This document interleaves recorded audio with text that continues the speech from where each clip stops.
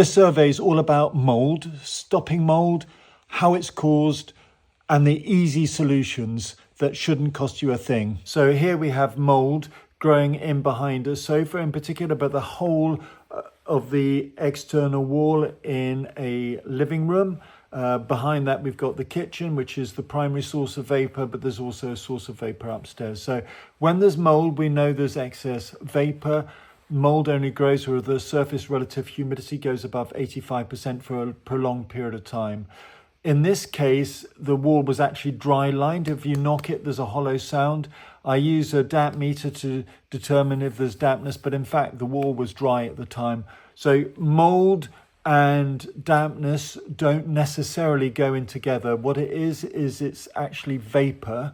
That's the vapor, the humidity that comes off drying clothes, cooking, respiration, and bathing. Those are the primary causes. In this case, they were using anti-mold spray to get rid of mold, but I think perhaps because of the wallpaper, it was continuing to grow. There is a general rule that everywhere is at risk of mold spores, but in particular, where you've already got mold growing, you've got an increased risk of mold spores. Behind the sofa, air gets trapped. So what happens is relative humidity will move through diffusion, get in behind the sofa or objects, but you won't get the heat from the radiators. So then the surface temperature of the wall will go down and you won't get the benefit of the heat, and therefore the surface relative humidity goes up. So it's a function of both temperature and the amount of vapor in air. And we'll look at that when we look more at the data loggers. But you can see around the windows, the plastic of the windows has got quite a lot of mold growing on it. There's mold on the timber to the front. There's signs of past condensation dribbling down the windows. And eventually you'll end up getting rot or certainly a risk of rot from condensation dribbling down onto the timber. In fact, curtains themselves will stop the heat from getting in, so you get high humidity behind curtains. Looking through a thermal imaging camera, it is summertime, so you can't tell so much, but it does give you a sense of where you're getting the heat loss and where you're getting the poor airflow from the curtains. It's worth using a thermal imaging camera in winter. It's worth thinking about insulation, but the primary cause always is the excess vapor. That's excess vapor from insufficient ventilation and or insufficient dehumidification.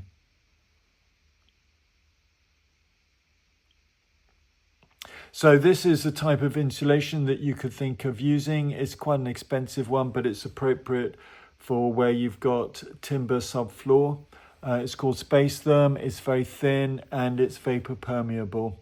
There's also wood fiber is also similarly vapor permeable.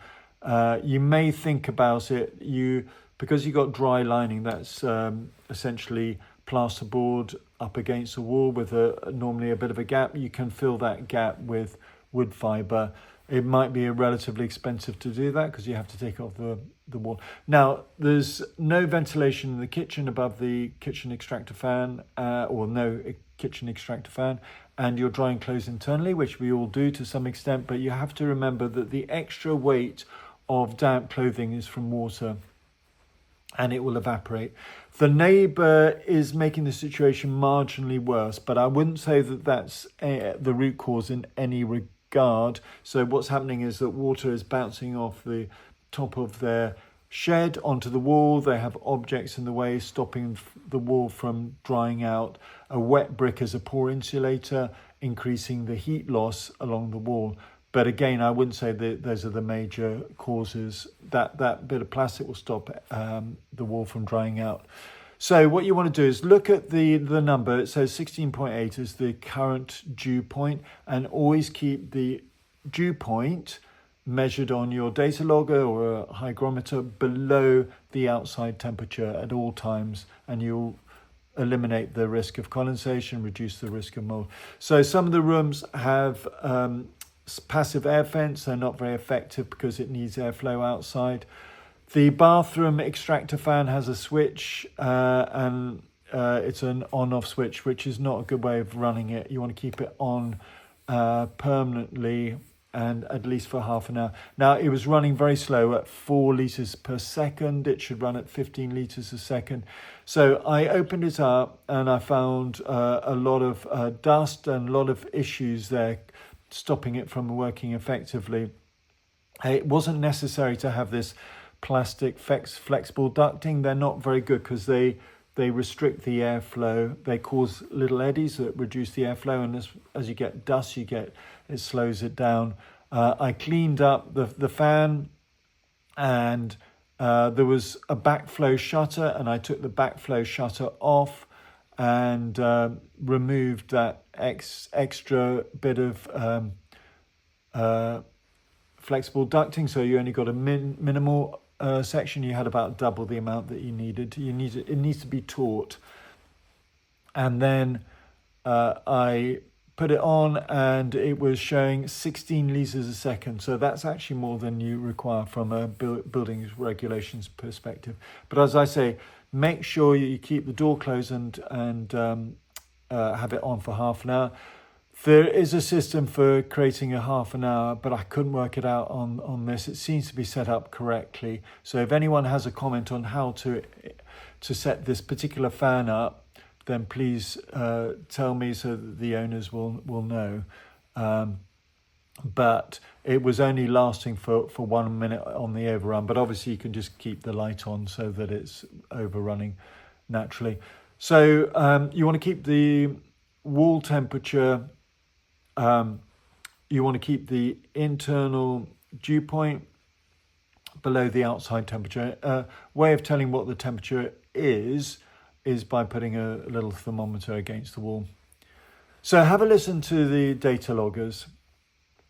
So here's the data logger system at damp.ai/detect, and I'll just drag and drop a file in like that.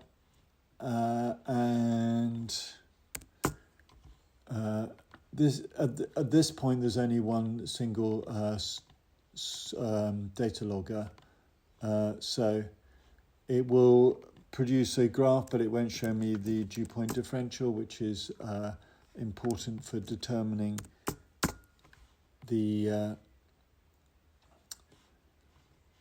whether vapour is coming from one source or another. But this line here, there are 3 important things that we look at. This is the mould, or this is the surface relative humidity, and when it goes above this green line, this is the mould risk line. Anything above 85%, you have a risk of mould, and there are periods when you're very high, despite it being summertime.